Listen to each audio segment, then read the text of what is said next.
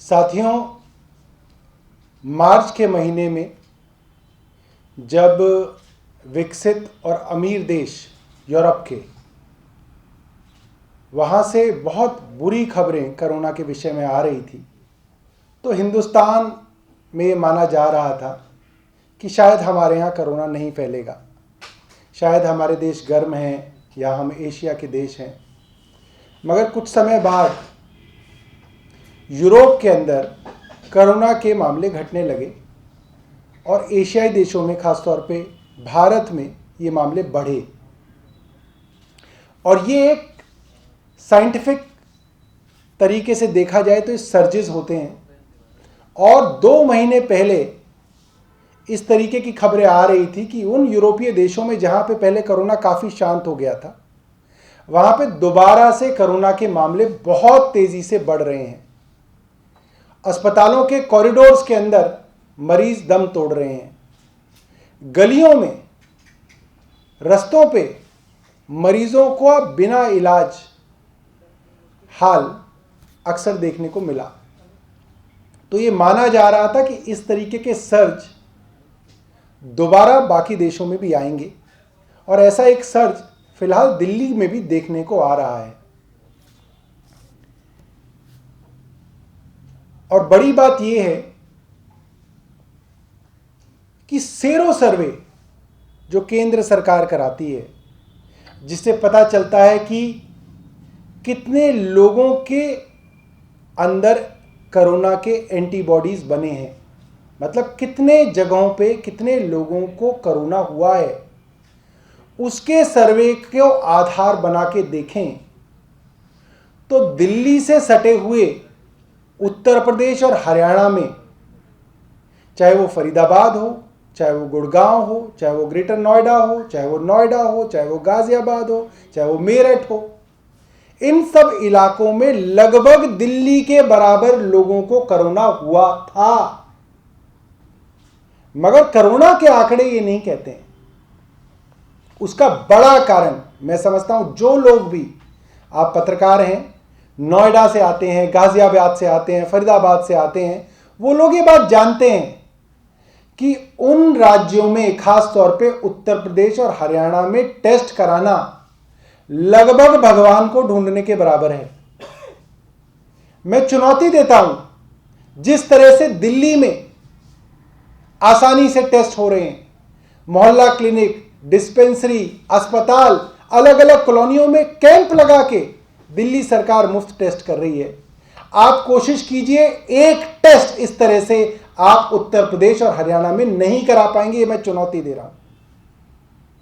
और यही कारण है कि दिल्ली के अस्पतालों में आधे के करीब बेड, आधे के करीब आईसीयू बेड्स उत्तर प्रदेश और हरियाणा से आए मरीजों को दिए गए हैं। हमें खुशी है कि दिल्ली सरकार और दिल्ली उन लोगों को इलाज दे पा रही है। मगर एक बात इसके अंदर साफ है कि यूपी की और हरियाणा की योगी सरकार और खट्टर सरकार पूरी तरह से कोरोना टेस्ट करने में और कोरोना की रोकथाम में और कोरोना ग्रसित लोगों के इलाज में पूरी तरह से फेल हुई है। पूरी तरह से वो फेल है। दिल्ली के अंदर करीब 20,000 बेड्स दिल्ली सरकार के अधीन आते हैं। करीब 20,000 बेड्स केंद्र सरकार के अधीन आते हैं, क्योंकि केंद्र के अस्पताल दिल्ली में हैं, और करीब 10,000 बेड्स मोटे तौर पे एमसीडी के अस्पतालों के अंतर्गत आते हैं। जब कोरोना की स्थिति यहां पे बिगड़ रही थी, तो केंद्र सरकार से यह मदद मांगी गई थी कि आपके जो अस्पताल हैं केंद्र के, उसमें भी आईसीयू बेड्स को बढ़ाया जाए, क्योंकि दिल्ली सरकार अपने आईसीयू बेड्स को जितना बढ़ा सकती है बढ़ा रही है। हाईकोर्ट में जाके प्राइवेट हॉस्पिटल्स के अंदर भी जो आईसीयू के बेड्स थे कोरोना के लिए, उनको बढ़वाया है। मगर ये काफी दुख की बात है कि भाजपा के छोटे छोटे नेताओं को पोस्टर लगाने का समय तो मिल गया कि अमित शाह जी दिल्ली की मदद कर रहे हैं, जैसे दिल्ली के ऊपर एहसान कर रहे हो, जैसे दिल्ली कोई दूसरे राज्य किसी दूसरे देश का हिस्सा हो, जैसे अमित शाह और नरेंद्र मोदी दिल्ली में रहते ना हो, जैसे दिल्ली भाजपा को 7 सांसद चुन के देती ना हो, जैसे दिल्ली वासी 125 करोड़ रुपए का इनकम टैक्स केंद्र सरकार को देते ना हो, ऐसे एहसान दिखा के पोस्टर तो लगा दिए। मगर मुझे बहुत दुख के साथ ये कहना पड़ रहा है, इतवार को केंद्र सरकार और केंद्रीय मंत्री जी ने ये वादा किया था कि अगले 24 घंटे के अंदर 250 आईसीयू बेड्स दिल्ली के लिए होंगे, और उसके 24 घंटे अगले 24 घंटे में और 250 बेड्स, और उसके अगले 24 घंटे में और 250 बेड्स। आज बुधवार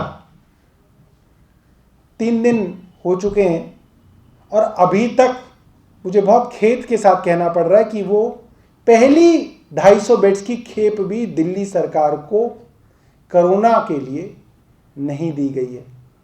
मैं मानता हूं पोस्टरबाजी और क्रेडिट लेने की होड़ आपके लिए हमेशा रहेगी, आप कर सकते हैं, मगर जो वादा आपने किया है, जो ढोल आप बजा रहे हैं पिछले 3 दिन से, उसको पूरा जरूर कीजिए, क्योंकि दिल्ली वासी जितनी उम्मीद दिल्ली सरकार से करते हैं उतनी ही उम्मीद केंद्र सरकार के अस्पतालों से भी करते हैं। धन्यवाद।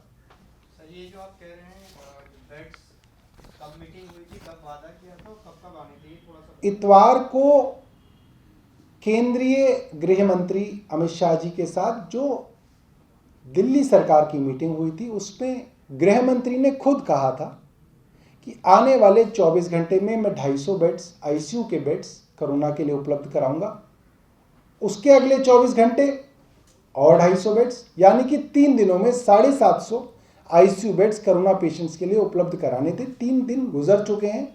हम उम्मीद करते हैं कि कम से कम पहली खेप जो है वो आ जाए। पोस्टरबाजी के लिए तो बहुत समय रहेगा, इसमें भी थोड़ा सा समय लगा ले तो दिल्ली वालों का थोड़ा भला हो जाएगा। सौरभ जी, बेड्स अभी तक केंद्र सरकार की तरफ से मुहैया नहीं कराए जैसा आप बता रहे हैं, लेकिन आंकड़े लगातार बढ़ रहे हैं, मरीज लगातार बढ़ रहे हैं जी। तो ऐसे में प्रेशर दिल्ली सरकार के अस्पतालों पर बढ़ रहा है। बढ़ रहा है, मगर अभी भी ऐसा है कि अभी भी स्थिति बहुत खराब नहीं हुई है, मगर एंटीसिपेशन में हमने केंद्र के अस्पतालों से मदद मांगी है कि वे अस्पताल दिल्ली में अस्पताल हैं तो उनके बेड्स दिल्ली वालों के लिए भी खुले। और दिल्ली सिर्फ दिल्ली का इलाज नहीं कर रही है, 50% से ज़्यादा मरीज हमारे यहाँ पे आसपास के राज्यों से हैं, ज़्यादातर उत्तर प्रदेश और हरियाणा से हैं, और हम उनका इलाज कर रहे हैं, मुफ्त इलाज कर रहे हैं वहाँ पे। मगर केंद्र को भी ये मदद जो है जिसका वादा किया है वो पूरी करनी चाहिए। और कोई प्रश्न है?